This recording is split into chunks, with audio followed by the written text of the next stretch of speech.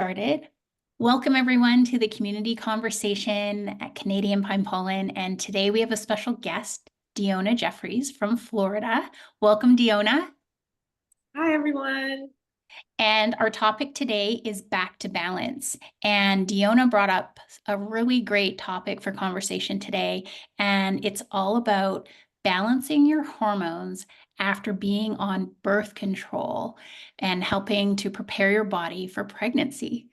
So it's a really interesting topic that we've never tackled before. And Dr. Saeed is with us as well to help answer questions and guide the conversation. So welcome, Saeed and Deonna.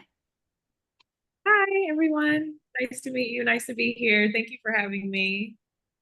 So Deonna, tell us a little bit about what attracted you to pine pollen. It's a great question. So just a little bit about me. I'm actually, well, I feel like I wear a lot of hats, but I have a bodybuilding background. So I've been into fitness for probably about 10 years now. Before that, not so much. I grew up in Louisville, Kentucky. If you're familiar with the states, it's in the South. So it's a very, I don't know, it's a Southern way of living. So I ate a lot of fried chicken and casseroles and Kentucky Fried Chicken, if you ever heard of that, growing up. So I had no just like no healthy background at all. When I got into fitness, I started to realize that, oh, if I start moving my body and paying attention to what I eat, I can really transform. So I started to do that, and then I really got into nutrition along that path, and I started to realize that you know, being healthy, actually, I felt better. I had more energy, like all of these things. So that's kind of how I got into holistic health, just through bodybuilding and like fitness. Along that way, though, I've gotten a little deeper. I've gotten more into like regenerative health, which is about getting to the root cause, helping transform the body at the cellular level, right? So I'm always looking for things to help with that cellular regeneration, And a friend of mine, actually, who knows I'm on this journey, Isaac, I don't know if he's watching or might, watch later, but he was, going back and forth, and he was like, hey, I think you'd really be interested in pine pollen. And I was like, oh, I've never heard of it, like ever. It was like completely new to me. So I trust his judgment. And I was like, you know what, I'll look at it, for myself. And then I started to see how much it was, or how, and he didn't really know my journey at the time, but I started to understand how I was really great at balancing hormones. And I was like, oh, like no one really knows this, but I'm on this journey of really trying to just restore my body back into homeostasis, I'll say. I was on birth control for about 15 years, synthetic birth control, and had no idea of the side effects or anything that it was, the dysregulation that it would cause in my body until I got off. And I just realized, just how much less anxiety I have not being on it, and how my body responds to just like my actual body weight. It's easier to maintain. Like there's so many things that happen when you're taking synthetic hormones. So when I saw pine pollen, I was like, oh, this could actually be something that could help me along this journey of kind of bringing things back into balance. Because when you take synthetic hormones, your body doesn't make it, right? If you take it, you don't make it. So my body wasn't used to making estrogen and progesterone and testosterone like at the level that it needed to, right? Because I completely pretty much wiped out my menstrual cycle being on the birth control. So now my body's learning how to produce these things, back to a healthy level now. So having pine pollen like in my toolkit, what I've noticed, probably, I would say, I feel like the body will take things to where the highest priority is, right? So maybe for me right now, healing my hormones is like my priority, but maybe my body's like, hey, we got some other things we need to work on first, right? Because I've noticed that just from taking pine pollen over the past, I'll say probably about a month consistently. I'm working with my dosing now, but I've noticed definitely much more energy, and it's more of like a sustained energy. I don't crash as much. I've also noticed I still train like a bodybuilder in the gym. I don't compete anymore, but I still train like one. So I've noticed my strength in the gym is really kind of like went up Like I wasn't really trying to get stronger, but I've just noticed that things that used to feel heavy don't feel heavy anymore. And then I'm still working to see how it's going to affect my like menstrual cycle and things like that as time goes on. But I've just noticed like just a lot of just almost like I feel more even keeled, you know, like I feel like things are getting better, even though I might not be able to, haven't really done my blood work or anything to really test, but I can just tell that things are going well. And I probably went way off from your question. Just No, realized that that. was great. And I know that you're interested in trying our 21-day challenge coming up with some of your clients too. So we'll support you during that. But Absolutely. Saeed, do you have anything you want to add to this topic about like how taking birth control can interrupt our natural production or our hormonal balance as women? Oh, you're muted. Oh,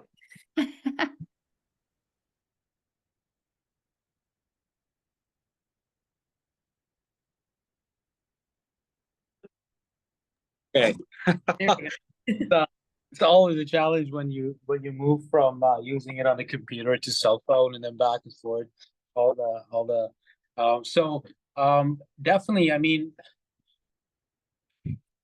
birth control pills are the biggest disruptors in terms of female health and hormone balance, um, premenopause, and a lot of women get prescribed not just for the idea of using it as a birth control, but also for managing skin issues or managing heavy periods or PMS symptoms.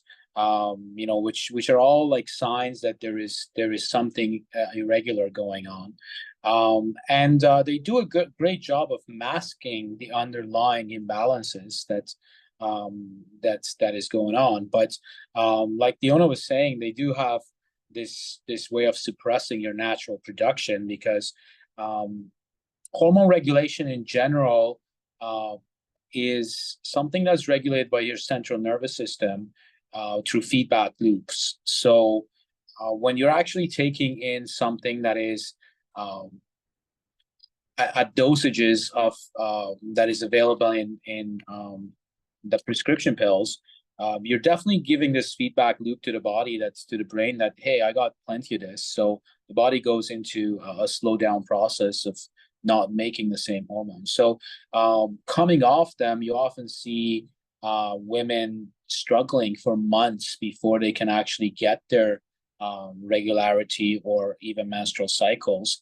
And it's one of the causes of infertility in some ways because of that delayed regulation that happens post dropping down. Um, so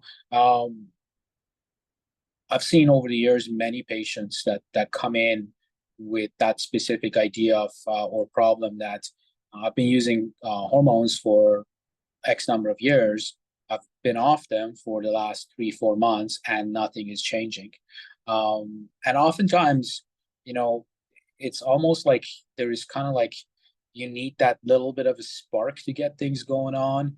A lot of it comes back down to making sure the liver is working well, because that's one of the feedback mechanisms that plays a major role in terms of detoxifying the byproducts of the hormones. Because if you've been taking, it would be like a lot of the pills would be considered xeno estrogens or xenoprogesterone, so like foreign sources. They do require detoxification through the liver. So when you're putting these in your body, sometimes the liver goes into a hyperdrive trying to get it out, which means that when you take it off, then the liver is still kind of like pushing out as much as your natural ones. It's over, in a way, it's over metabolizing your natural hormones. So there's oftentimes a period of convalescence, a period of healing that needs to happen once you go off it before you can get that balance. And typically phytoandrogens and phytoestrogens, more the androgens, more the progesterone and testosterone play a bigger role in terms of signaling molecules to regain that balance. because a lot of the pills have estrogen in them. So typically it's the progesterone and testosterone that are out of balance. And as soon as you regulate that, everything else falls into place. So pine pollen plays a key role in that, in terms of like therapeutic botanicals that are useful in there. Other herbs that impact progesterone, like chasteberry is another one that's a favorite in that usage. And also like some homeopathic remedies that are specific to the ovaries and that HPA, hypothalamic pituitary adrenal balance, to get the DHEA, the primary hormone that's going to then go on to become progesterone or testosterone and then estrogen. So definitely I mean, it's an interesting topic, and it is something that everybody deals with if they've been on birth control pills. There are very few women that go on birth control pills and then come off it, and then boom, the next cycle they have their menstrual cycle. That's just like very odd. So as Deonna is preparing her body for pregnancy, what can she do to help support kind of detoxifying and balancing her system again? It's no, nothing today. Thank you. Yeah, that's a good question. I mean, from a hormone standpoint, the basics are there. Like as long as you're getting that menstrual cycles that are happening on regular basis, everything else is fine as long as you're getting that like mid-cycle LH surge that shows you that you're actually ovulating. Because you can have that's one of the problems that can happen after birth control pills. You can have menstrual cycles come back, but ovulations are not happening. The LH, the pituitary has been suppressed for such a long time that even though the ovaries are making their cycles of estrogen and progesterone, you're not getting that peak of LH, which triggers ovulation. So there's a lot of strategies around that. One thing is from a dietary standpoint, seed cycling. That's one of the best ways to get that hormone balance. If you've heard about that, has anybody heard about seed cycling? I've heard about it, but I haven't like dove into it. But this is interesting. Yeah, Do so tell. yeah, you end up taking like uh, seeds that are more estrogenics in the beginning of the cycle. So like tahini, which is sesame seed, and then progesterone producing seeds towards the end of the cycle. Like pumpkin seeds would be later on. So it's pumpkin seeds, and the first one, Caitlin said seed cycling is cool. Maybe she can remember what the second seed is in the second cycle. But sesame seed and flax seed would be the first 14 days. Yes, and sunflower seed and pumpkin seeds would be in the second half of the cycle. Yeah, so that's one of the ways, because it's you need more of an estrogen support early on and the progesterone support later on. Um, one of the favorite seafoods that can actually help in this process, and we know that from the homeopathic impact, would be squids. So squid, if you like your calamari, or some of the more like octopus and whatnot, those are they energetically they do impact the hormonal levels, especially when the hormonal level is in a depleted state. Those two foods, the homeopathic picture is really awesome. In homeopathy, you use a substance that can trigger a group of symptoms to reverse those same symptoms. And a part of the homeopathic picture of squid and octopus is just extreme fatigue, total exhaustion, which is interesting. If you look at the life cycle of the animal, the female of both species, in terms of the squid, literally like dies after giving birth because it sits there like pumping air on the eggs for such a long time. It becomes so fatigued. It's almost always falls prey to other animals. So it's this kind of like nurturing, mothering kind of ability that these animals have that are like that shifts in the direction of overnaturing. So if fatigue is one of the things, I oftentimes recommend those foods for people that can stomach it, and a lot of people can't. But if they can, that would be good. I think, yeah. So and then there is one of the other things that we know for sure works is hanging out with other females that have regular cycles.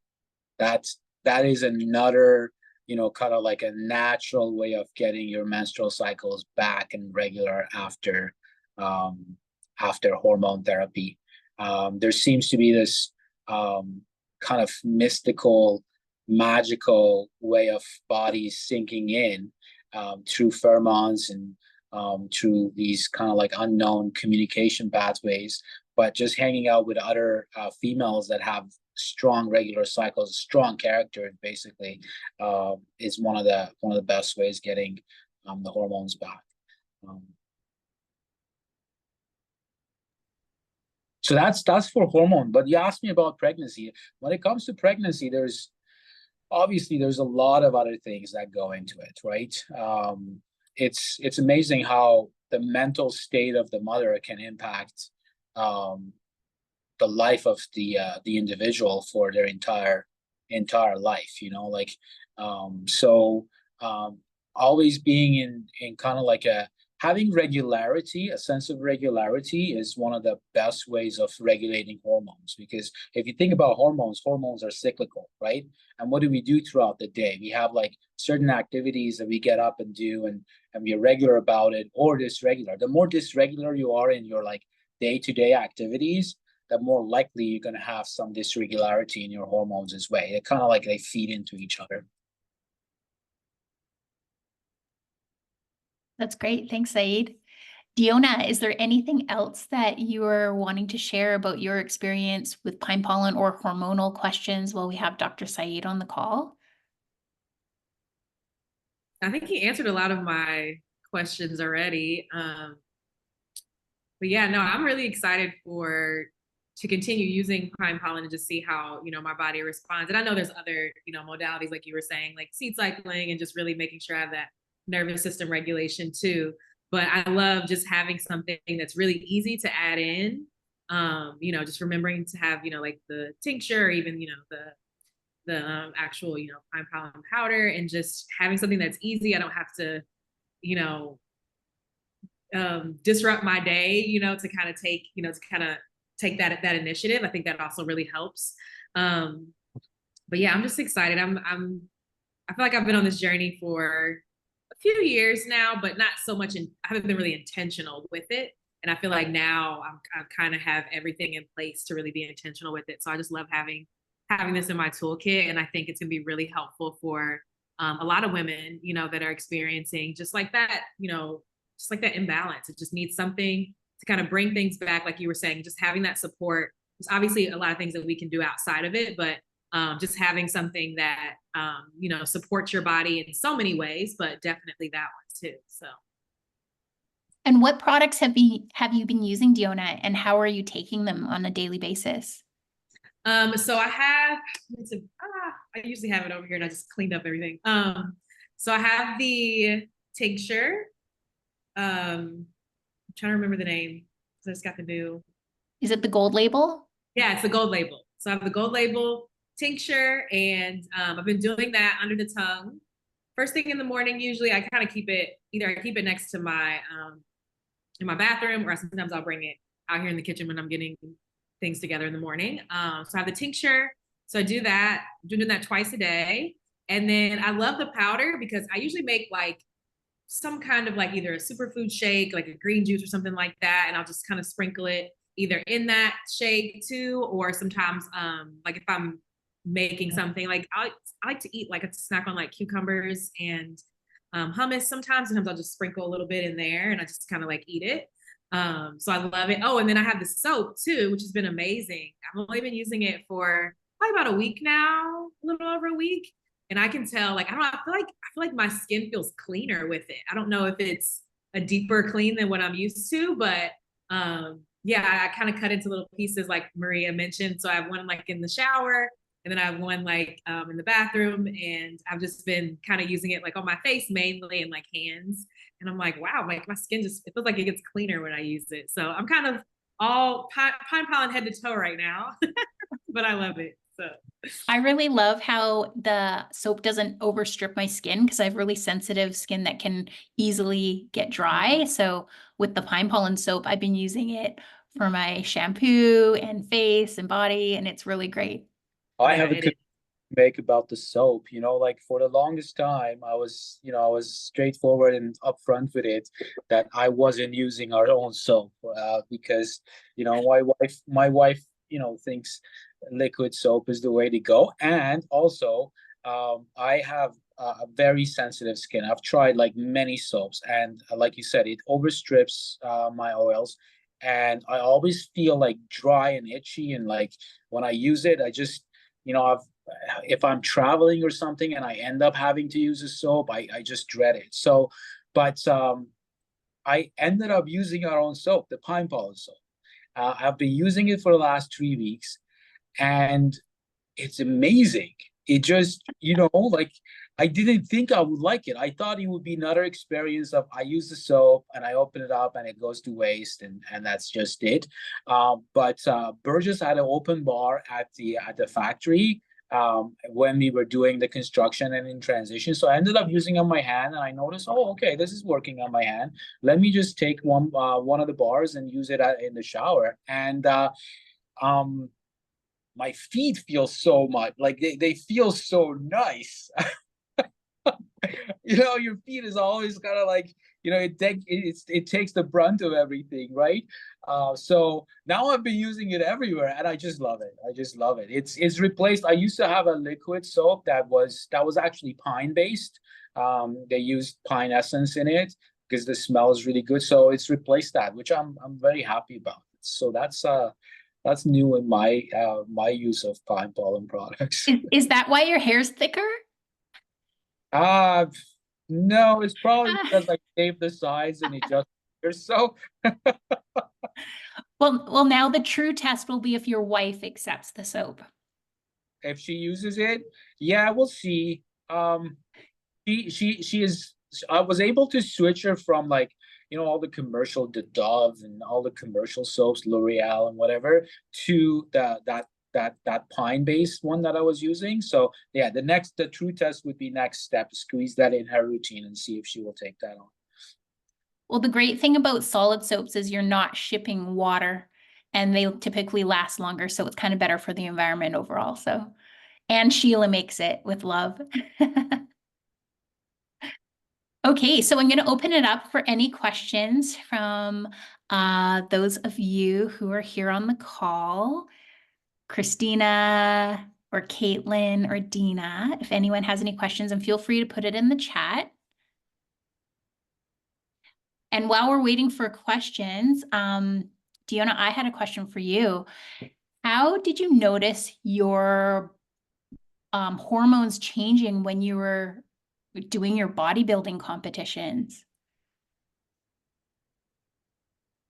That's a great question, because actually when I was competing, or when I was on prep for bodybuilding shows, when I was competing, I was actually still on birth control then.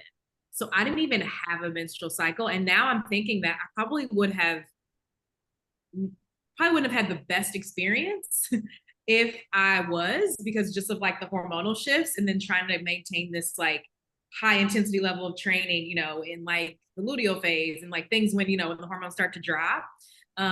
So I don't know if it was like some kind of divine thing, but I was able to just kind of like push through because I wasn't really having a lot of that, hormonal like shifts like most women were. And even now I can tell, just in contrast, like after I stopped taking birth control and I got my cycles back, and there were times where I was just kind of just kind of force myself to go to the gym and do these things. And now I'm much more in tune, like with the phases of my cycle. And I'm like, wait, probably might not a good idea for me to be lifting heavy, this week. And so I'll just try to, come back to that. But it was so eye-opening in retrospect. Now I'm like, wow, I didn't have a menstrual cycle when I was actually at that intense level of competition. I was just taking birth control. And now that I don't have it, I'm much more like, I feel like I'm working with my body now versus against it in my training. So like, when there's times when, my energy or my hormones are kind of dropping to prepare, it's like, it's yoga, it's Pilates, it's walking, it's stretching, and then when I have like that ovulatory phase or, when things are, my energy's up, then yeah, I'm in the gym and I'm lifting weights and I'm doing those things. But yeah, I wasn't having my cycle then, so I couldn't even really speak to it, honestly. Yeah. Well, thanks for bringing up this topic. I found it really interesting because I haven't really had this conversation before. And yeah, I really noticed for my cycle the weight fluctuation and how as women we tend to be kind of hard on ourselves. We're like, oh, I've gained so much weight, or we're holding a lot of water certain times of the month. But as you start to learn about the cycle, it's like it's just normal. And this is how our bodies are meant to be. Yep. So I yeah. think Caitlin had a question. She wants to know if there's any tips for supporting the body during pregnancy and postpartum, especially in mid-late 30s. Great. So during pregnancy, is there is throughout the second and the third trimester, there is something called mother's cordial, which is a tea that is made from red raspberry leaf, and alfalfa, nettle. Those are the three of the herbs that are just basically safe and were used as food, and they don't interfere with any type of hormonal balance and whatnot. But red raspberry in particular helps with preparing the uterus for those contractile forces that needs to go through during the birth process. Nettle is typically like mineral deficiencies is one of the biggest things as you're going through hormonal changes, and in the term during the term and postpartum, mineral deficiencies are one of the things that show up. So nettle is really a good source of microminerals. It concentrates a lot of minerals in its tissue. And alfalfa, nowadays when the baby is born, boom, they just give them a shot of vitamin K, because that's kind of like the turmoil of the birth process can cause a lot of there's a lot of chances for the infant to have internal bleeding and whatnot because of that turbulence and that violent type of the birth process. So vitamin K deficiency can lead into bleeding problems. So nowadays they just give you a vitamin K shot, but traditionally the alfalfa was used as one of the herbs that supports that vitamin K. So that's definitely one of the things that I have all my patients that come in for pregnancy consultation to start using a combination. It's made in equal parts. The herbs are easy to get. Just make sure that you're buying from a place that has fresh herbs, because if it's been sitting on their shelf for more than a year or so, they lose some of their potency. But those are the three herbs that I say everyone should take. I'm still like, the jury's out on whether you should use pine pollen during your pregnancy. I definitely would say that we were having this conversation with Deonna about the one experiment they did on fish on pollock, that the male phenotype has a higher body mass, and so like in fisheries, they use testosterone as a way of pushing the fish towards the male phenotype. And there was one experiment that they had done with pine pollen, and it has that capacity to do that. So during the early stages of the pregnancy, at least the first trimester, my advice to women is just to stay off it. But in traditional medicine, there are certain foods that if you have, you're more likely to have a male progeny versus a female one. I would say pine pollen is one of them. If you have pine pollen during pre-pregnancy or during the early trimester, that's one of the things you're priming yourself for having a male baby, more so a baby boy. But definitely postpartum, I would use you need supportive, like you need nutritive herbs. Pine pollen is one of them. Wheatgrass is another one, especially like germinated wheat would be another thing. Traditionally, in my part of the world, that was one of the things that they put women on. They would germinate wheat and they would turn it into more like a breakfast cereal. And just by itself, just with water, you would boil it and you boil it down and it just becomes so sweet after germination. But it's, interesting enough, the wheat germ has some of these similar phytotestosterones in it that pine pollen has. So that's another food that is useful to support that nutritive aspect. And then if you consider pregnancy is a period where you're getting like steady high progesterone for a long time. And progesterone is one of the things that it's necessary because one of the things it does is it makes the tendons and sinew a little bit more flexible, which is almost mandatory for the birthing process. You need to have more stretchable tendons and sinew, but coming out of it, that flexibility stays. That's why like you get and also another thing, like higher progesterone level predisposes you to higher fat, like maintaining a higher fat level, which again is needed in the transition for true breastfeeding.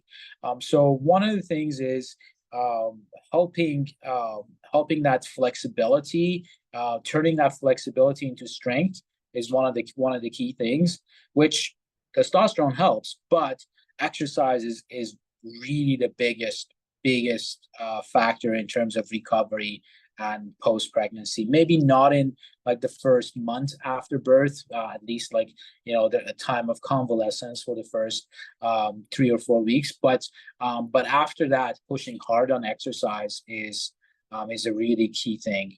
Obviously not to the extent of impacting your capacity to breastfeed, but having a lot of weight-bearing exercise to shift that flexibility towards more of a strength, and then to shift that progesterone dominance and push that progesterone towards more of a testosterone balance. And then you got like the typical vitamins, minerals, and your folic acid and this and that during pregnancy. But minerals tend to be one of the things that oftentimes get neglected, even though if you're taking like a multivitamin with minerals in there, typically the minerals are limited to calcium, magnesium, chromium, molybdenum, selenium, zinc, right? Like if you read your multivitamin, prenatal multivitamin, those are the ones that they have. But some of the rarer earth minerals that nowadays is deficient in the food chain because of the agricultural industry and massive depletion of the soil, things like lanthanides, molybdenum, some of these like more like ubiquitous soil minerals that you can't mine and put in a supplement. Those are the deficient ones. So that nettle tea, I think, is one of the good things. And then one of the other mineral sources that's good is shilajit. That's gaining a lot more popularity. That's from Ayurvedic medicine. It's basically rock oil, and that's the folic acid or folic minerals have those rare earth minerals. Thanks, Dr. Saeed. Okay, if there are no more questions, I'm just going to share a little bit. Deonna was asking about the 21-day challenge. So in the chat, I have posted a link to our intake form. And once we have about 10 people or more registered, we'll be able to do another round. The first challenge that we hosted was 30 days, but we had really successful results with everyone that participated. So we shortened it from 30 days to 21 days for the next round. So hopefully you can join us if you're interested, and we're able to support you with a weekly Zoom call. You can ask questions. Dr. Saeed comes on the call as well, and we go through supporting you with dosing, how to observe your body's responses using the pine pollen tincture and powder. And we'll be coming up with a special 21-day challenge pack, or like kit that you can order online to get all the supplies you need for the 21 days. And yeah, we typically have been working with our new gold label products. It's 50% stronger, but if you've never taken pine pollen, you're welcome to do the challenge with our regular original formula in lodgepole or ponderosa as well. So, Dr. Saeed, do you have anything you want to quickly mention about the 30-day challenge? Yeah, the 30-day challenge. I think we've made it shorter just to make it more accessible to people, but like I like the idea of 30 days over 21 days. And because it does take time. And one of the things, Dina, that we do with that is we encourage people to incorporate some of the basic health kind of foundations. Things like, make sure you start your day with a couple of glasses of water. Get 15 minutes of stretching, or don't eat before you go to bed. Like give your stomach a good 3-4 hour rest before you actually going to bed. So like some of the really, really basic things, like I call them the lowest hanging fruits of health habits. So we encourage people on that, and then as part of that, we get them to take either or the combination of the gold label tincture plus the powder. And over the 4 weeks, the idea is you in tune with your body to try to figure out what is the best dosage for you, and keep track of your performance, your energy, mood, sleep, and libido, in order to be able to track the changes and see if it's impacting you or not. And it's amazing, like what I wasn't like the first challenge we did, I wasn't really expecting some of the results that people got. I've always for all along the last 6 years where we have been doing pine pollen business, I've been taking the powder, religiously. I take it like 4 or 5 days a week in my tea. A big tablespoon of it goes straight into my tea with some saffron in the morning. But noticing the impact that like the results people were sharing from the tincture, I got sold on it. I'm like, I was always saying, like save the tincture for when you're hitting your 50s, and so that you would use it more of a andropausal, menopausal support. But I definitely got sold on the tincture, and I've switched to the tincture. And I can definitely test, yeah, it definitely is a picker upper. Like as far as your energy goes, it definitely picks you up. And as far as body mass index, as far as like dropping fat weight and gaining muscle weight, it's definitely a game changer on that front. So as soon as we got enough people, we'll start that. And I'm not sure, Deonna, how you're planning. Like you're planning to do something with your group as well, right? Yeah, I was thinking that would be cool to do a challenge. I mean, maybe if we don't have enough people, we can do it together or something like that. But yeah, I think it would be good for my audience to really, our clients and whoever wants to join to do something. I think the 21-day window is appealing, of course, like you were saying. And I think it's something new and that they haven't never heard of before. So I think that's also, pretty appealing too. But yeah, I was thinking about adding this in too in the next couple of months for sure. Yeah. And we make it a fun little challenge. So we do have votes for a winner, kind of like the most impressive, inspiring story at the end. And we had a little giveaway. So Yeah. and Christina, who's on the call today, she was one of our finalists. She had a really great result. So yeah.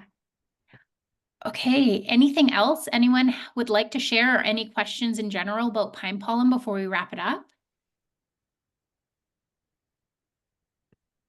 Just want to thank everyone for joining us today on the call. Thanks, Saeed, for showing up. I know you have a busy schedule. And Deonna, thanks so much for your question and being our special guest today. So I hope to see everyone again in the next couple weeks. Caitlin's on the call today. She is in the middle of an appointment, so she might not be able to jump on and introduce herself, but she wants to be our guest. She is an herbalist, and she is exploring how pine pollen can help recover from burnout. So that's her question, Saeed, is she's exploring how pine pollen can help her and her clients in that area. So Yeah. Burnouts are, it's interesting. Like pretty much everybody, by the time they hit their mid-30s, hit a burnout. And there's really good reasons for that. It's because as a food culture, we are inundated with sugar. Sugar ramps up your cortisol, and your adrenal gland can only support so much cortisol up and down, right? The other thing we are inundated with, long work hours that are interspersed with energy drinks or coffee. That's another reason, like pretty much, all university students, they hit a burnout, but the lucky thing for them is that they hit a burnout by the end of the semester, but then they got like 1 or 2 months of like not doing anything and just chilling to recover from that, right? But for the working group, for those of us that are like, pushing 8-hour days and 12-hour weekends, we don't get that time off to recover. So everybody pretty much sooner or later hits burnout, and definitely adrenal support, doing some kind of an adrenal support for burnout, and then taking away the things that influence more of like stimulants for the adrenal gland is like foundation for recovering from burnout. There's some other key things, meditation, having having a little bit of a time. I always say, like, if you can have the luxury of doing a nap in the early afternoon, that's one of the best medicines for burnout. But a lot of people don't have that. That's where herbs come in, things like pine pollen, rhodiola, things like sometimes like taking adrenal supplements and whatnot. But Caitlin, for sure, when you're a guest and we're talking about that, we can dive deeper into that and just back and forth about your knowledge of how to support and what I've done in my practice with patients as well. we're looking forward to that. So thanks everyone for coming. Look for an email with more information about our next community conversation. And I'll also post the links to the 21-day challenge in the video description. And yeah, feel free to reach out if you have any questions. Thanks for joining us. Thank you. That was awesome. Thank you. Thanks for showing up, Dina. Deonna, Thank you. Christina, and Caitlin, thank you.